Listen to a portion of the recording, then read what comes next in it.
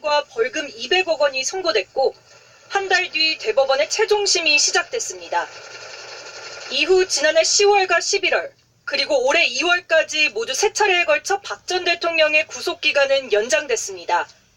현행법상 상소심은 구속기간 연장이 3번까지만 가능하기 때문에 3차 구속기간 연장이 완료되는 오늘 자정에는 원칙적으로 구속기간이 종료됩니다.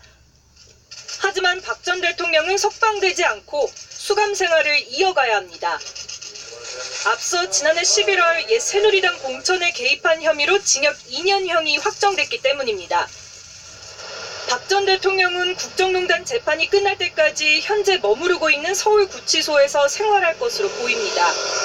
다만 일부 정치권과 보수단체를 중심으로 박 전 대통령의 석방을 요구하는 목소리는 커지고 있습니다. 지난 주말 서울역과 광화문 등에서 집회를 벌인 대한애국당은 오늘 저녁부터 서울구치소 앞에서 집회를 이어갈 예정입니다. 한편 대법원 전원합의체에 해부돼 심리 중인 박 전 대통령의 최종심은 지난 2월과 3월 모두 3차례에 걸쳐 비공개 변론을 진행했습니다. 모레 4번째 변론을 앞두고 있는 가운데 선고가 임박했다는 관측이 나옵니다. 연합뉴스TV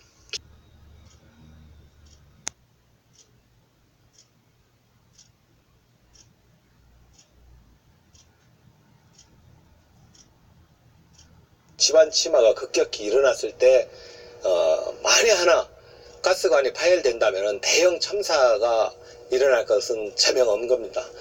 업체들이 항의했지만 한전은 전력구 공사와 집안 침하 연관성을 부인했습니다.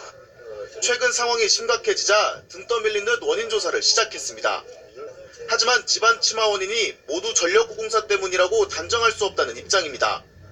또 일부 건물들의 균열이 공사 이전부터 발생한 사실을 확인했다고 주장했습니다. 민원인들께서 공장의 출입을 제한하고 있어 저희들이 상세 원인 규명이 할 수가 없다는 데에 대해서 참 어려움이 있습니다. 그리고 최근 싱크홀은 여러 경로로 파악했을 때 한전과 전혀 상관없는 것으로 공사를 위해 도로 조명 허가를 내준 당진시도 이렇다 할 안전보장 대책을 내놓지 못하는 가운데 피해 업체들의 시름만 깊어지고 있습니다. 업계 눈치 보기라는 비판이 나오고 있습니다. 황선욱 기자가 보도합니다.